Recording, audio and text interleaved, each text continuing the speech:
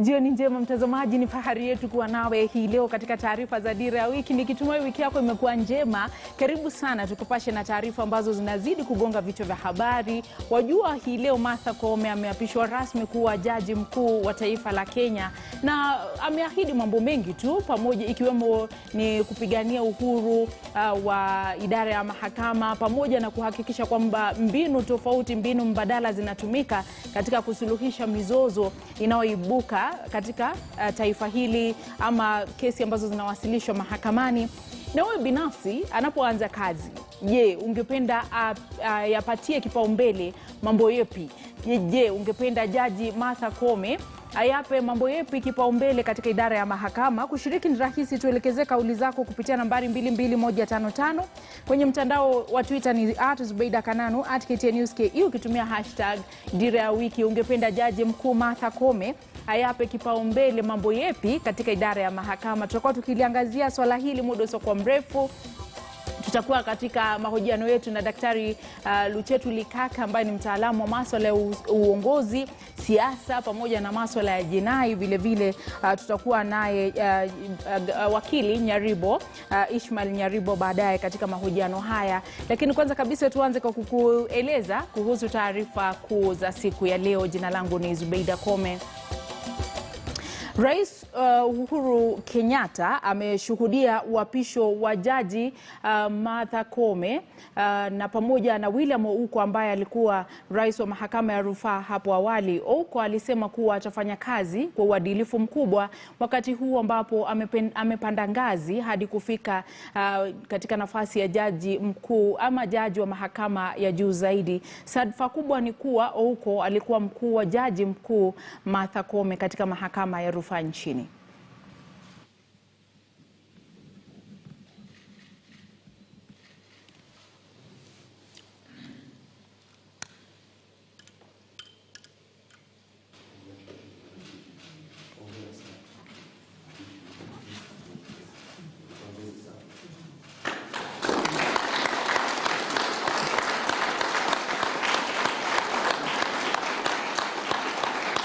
I was put to task to explain how the judiciary can remain independent and work in harmony with other arms of government without compromising our independence.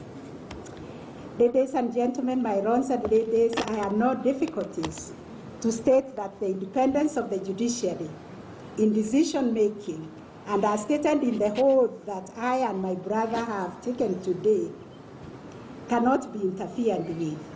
Our decision. Me and you, when we sat in the same class in the early 80s, we never knew that one day like this would come, that you'd be the Chief Justice of the Republic and I would be in the Supreme Court. And we want to thank our families and thank God that this has happened today. We want to thank everybody who has stood by us. We want to thank particularly the Court of Appeal where we cut our teeth, me and Lady Justice Koome, our colleagues in that court, and we pray that you get another president soon. And so, my lady, the easier part is over. The interviews are over. The celebrations are over. This is going to be the hardest part of this journey. The journey will begin today.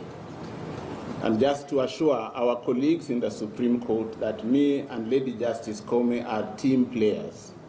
And as we join you in the Supreme Court, please expect us to be part of that team because we have been players in the other courts where we have worked.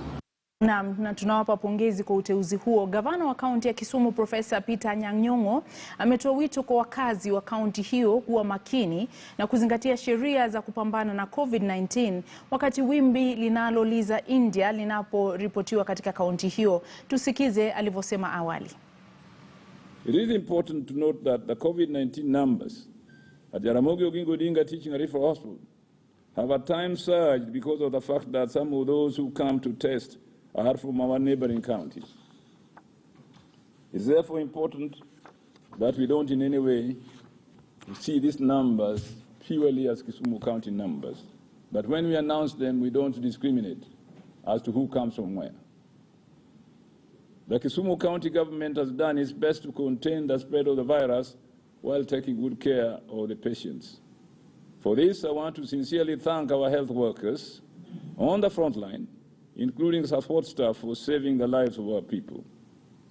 As much as we are trying our best to contain the virus, we must not live in denial, but to accept that just like in other counties and cities, we must accept that COVID-19 has wreaked havoc for our economy and remains a terrible threat to our people. This we must speak of honestly and without any denial at all. We have therefore been prepared to fight it on a daily basis throughout the years as follows. On Monday, the 24th of May 2021, Jaramogi Oginga Odinga Teaching and Referral Hospital will open the 100-bed comprehensive COVID-19 care center, the only one of its kind in Kenya. All the COVID patients will be transferred there in the next few weeks, and you are welcome to visit it. Shirikisho la waajiri nchini FKE limeitaka serikali kujihusisha zaidi kwenye mazungumzo na washikadau wote kuhusiana na mageuzi yaliyopendekezwa kufanyiwa mswada wa bima ya afya NHIF mwaka 2021. Afisa mkuu mtendaji wa chama hicho Jacqueline Mugo anasema msambao wa COVID-19 umekuwa na athari kubwa kwenye sekta ya binafsi na kwamba mageuzi yanayopendekezwa huenda yakaathiri biashara. The challenge we've had as employers is the proposals, how we go about effecting those changes and coming up with proposals and amendments to various laws. There have been so many different permutations of bills and different aspects of what we seek to achieve that it's hard to keep track. And then we don't engage. We just come up with bills and you hear it's in Parliament for first reading. The crafting of these laws should be consultative and should involve the key players, the key stakeholders, so that we all share the vision and we all agree on the path to get there. But if you hear that a bill is in Parliament and you're grappling really with business survival and Kenyans are losing jobs, and then you have this raft of changes and so many different proposals, so many different aspects under discussion, it becomes very difficult for business to know where to focus. Do you focus on retaining people in employment? You're looking at people who are at home, who are only earning a fraction of their salary. They're working half the month. We've just reopened following the third wave. And then you hear there's a proposed amendment on NHIF. There's discussion on unemployment insurance. We're discussing work injury benefits and how to finance that so that we protect our people, and also looking at social protection. The labor sector is currently inundated by a whole host of proposals which are good, but the cost of it cannot be borne by business because business is still on its knees and really struggling to survive. Viongozi wa kanisa nchini Kenya sasa wanataka juhudi za kidiplomasia kutumika katika kutafuta suluhu ya kudumu kwenye mgogoro baina ya mataifa ya Israel na Palestina. Wakiongozwa na mkuu wa muungano wa wakuu wa makanisa United Clergy Alliance, Askofu Arthur Kitonga. Viongozi hao wanasema mapigano yanayoendelea baina ya Israel na Palestina yanatishia uthabiti na amani Mashariki ya Kati na dunia zima. We join together with the United Nations Security Council in calling for diplomatic negotiations to achieve a solution to the escalating violence in Israel and Palestine. The peace of Israel is very important and paramount for the stability of peace in the region of Middle East. We don't want to continue seeing the loss of life. We are standing with Israel and we are praying for Israel. We pray for peace and we say shalom. Amen. And we are looking forward to see this matter settled between Israel and Palestinians. Shalom. God is God of peace, and they want to stand with Israel to declare peace, because shedding blood, it is not good. It can bring more chaos worldwide. If you see there's no peace in Israel, when there's no peace, that spirit can spread also to other countries. Na mtazamaji, tutakuwa tukikuletea taarifa zaidi katika awamu ya pili ya taarifa hizi mwendo wa saa 1. Kwa hivyo endelea kutazama taarifa zetu za Dira ya Wiki. Tupumzike kisha tutarudi na sehemu yetu ya mizani ya wiki. Leo tunaangazia hali katika idara ya mahakama. Sasa hivi Martha Koome ameapishwa rasmi kuwa jaji mkuu wa idara ya mahakama, rais wa idara ya mahakama.